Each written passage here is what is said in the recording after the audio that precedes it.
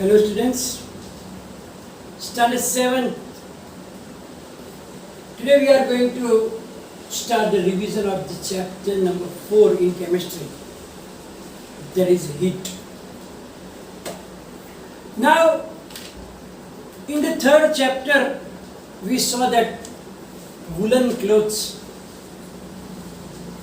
which are made from the animal fibers, cotton clothes which are made from plant fibers. Now, in which season would you like to wear woolen clothes? And in which season would you like to wear cotton clothes? Obviously, in winter you will like to have woolen clothes and cotton clothes in the summertime. Because woolen clothes will keep you warm when it is cold outside, and therefore we like woolen clothes in the winter when it is cold weather outside. Similarly, when it is very hot in the summer, we like cotton and light colored clothes. Why? Because they give us feeling of coolness. So we choose the special types of clothes in the particular season. Now, in the summertime, or especially think about the winter time. In winter, if you go outside, you feel cold. If you feel cold in the home, but if you go outside and if there is sun is shining, then you will get hot feelings. But in summertime, outside is very hot, but inside your house also you will feel very, very hot. So now, how do we understand whether an object is hot or it is cold? Then you will say that when we touch them, then we can understand that whether that object is hot or cold. So what is actually this heat? Heat is a form of energy. It's a type of energy with which you can do some works also. For example, with the heat, you can boil the water and the steam produced can be used to run the steam engine. It means it can be used to work to be done. So it is a type of energy which causes the sensation of hotness and coldness. When we give heat to the objects, they will become hotter. We know that when we give heat to the water, then water starts getting hotter.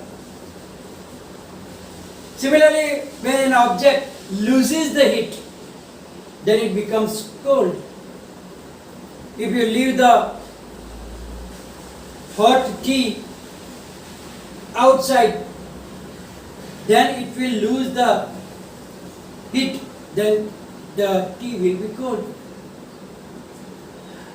Now, as I told you that by touching the object, we can say whether it is hot or cold.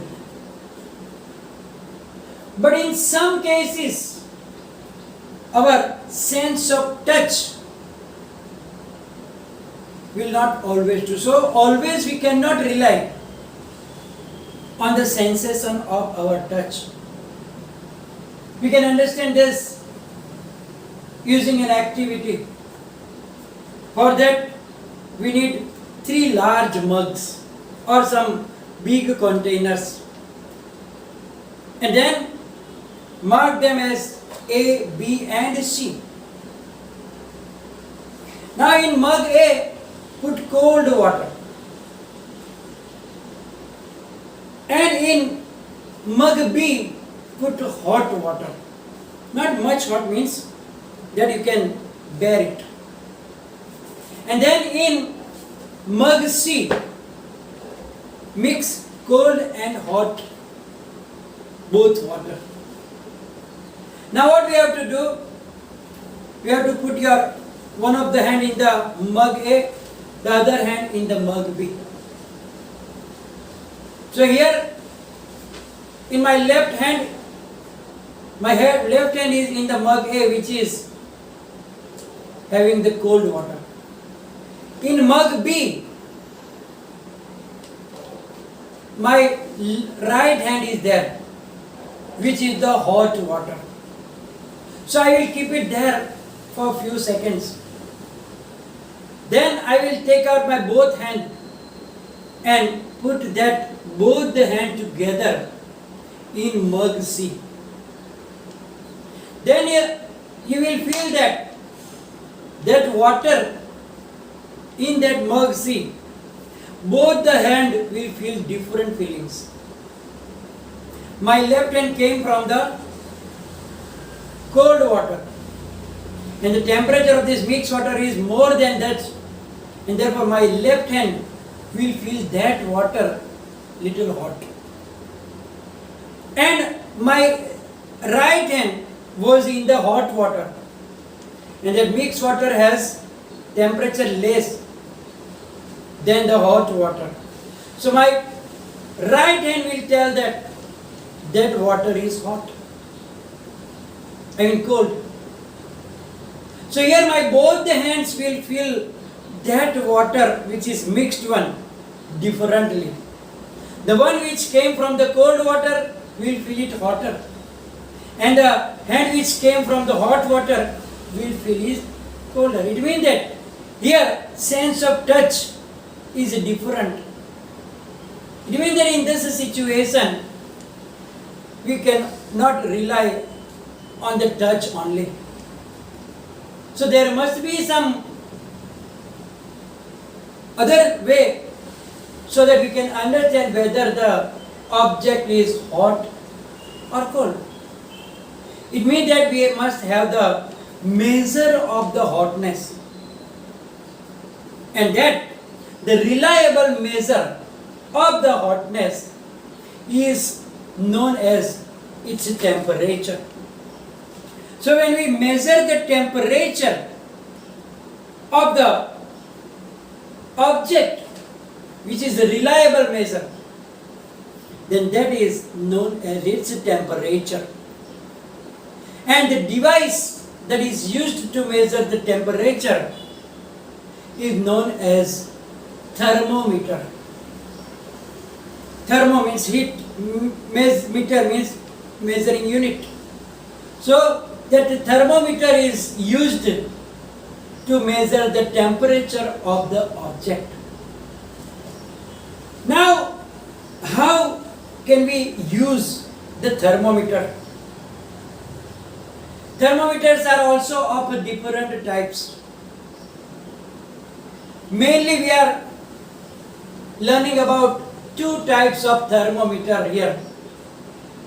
The one is the clinical thermometer,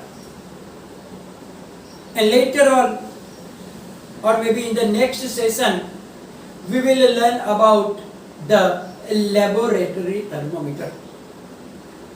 So let's first learn about the clinical thermometer.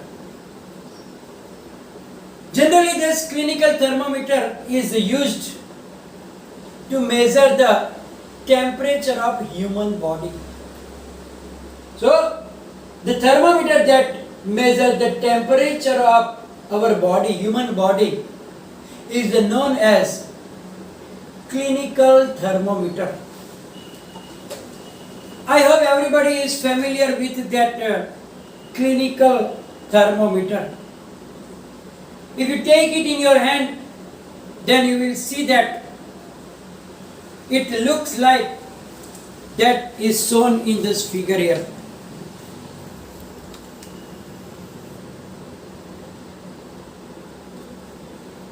Actually, nowadays, this type of thermometer are less used because there are the digital thermometers are very popular. But we have to learn about this clinical thermometer also. So, this clinical thermometer consists of a glass tube, and it is a very narrow, long glass tube, and it has a bulb at one end. One of the end, it has a bulb in which the liquid mercury is used, which is a shining metal. And in the middle, you will see outside the bulb, you will see the shining thread of the bulb, shining thread of the mercury. And if you see properly on the surface of that thermometer, there will be some marking there. Same like that we see on our scale, measuring scale. There are some scale on it also. And if you will see that, it will be written like this thing. That rounding and C, that is known as degrees Celsius. So that is the scale we use. That is known as the Celsius scale. Now, if you see the scales on it, then you will understand that one part is known as 1 degree Celsius. Now, in the clinical thermometer, the range of the temperature or the scale marked on it is from 35 degrees Celsius to 42 degrees Celsius. It means that downside on the bulb side, it will start from 35 degrees Celsius, and on the top there will be 42 degrees Celsius. Why that range? Because normal human body temperature cannot go below 35 degrees. Never can go. Otherwise the person will be dead. And it cannot go beyond 42 degrees Celsius also. It will be always between those two. Therefore, they had make that range of 35 degrees Celsius to 42 degrees Celsius. Now, on the doctor's thermometer or the clinical thermometer, sometimes the other scale is also used, that is degree Fahrenheit. It will be same but degree and write down F here. And degree Fahrenheit is little different than the degree Celsius. In degree Celsius, the doctor's thermometer or the clinical thermometer will have the range of 94 to 108 degree Fahrenheit. It means that our body temperature cannot go below 94 degree Fahrenheit and above the 108 degree Fahrenheit. But generally we don't use that measurement, that scale. We generally use the degree Celsius only scale. And as I told you, that will have the 35 degrees Celsius to 42 degrees Celsius. And if you watch that clinical thermometer properly, there will be a red sign on 37 degrees Celsius. What is that red sign for? You have to understand that 37 degrees Celsius is the normal body temperature of a healthy adult person. So when it shows 37 degree, then it means that our body is healthy.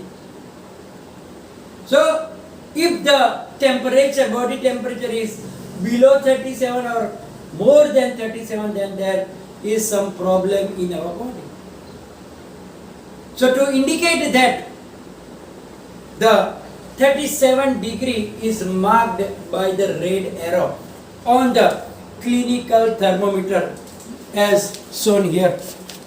You can see that on the 37 there is a red arrow there,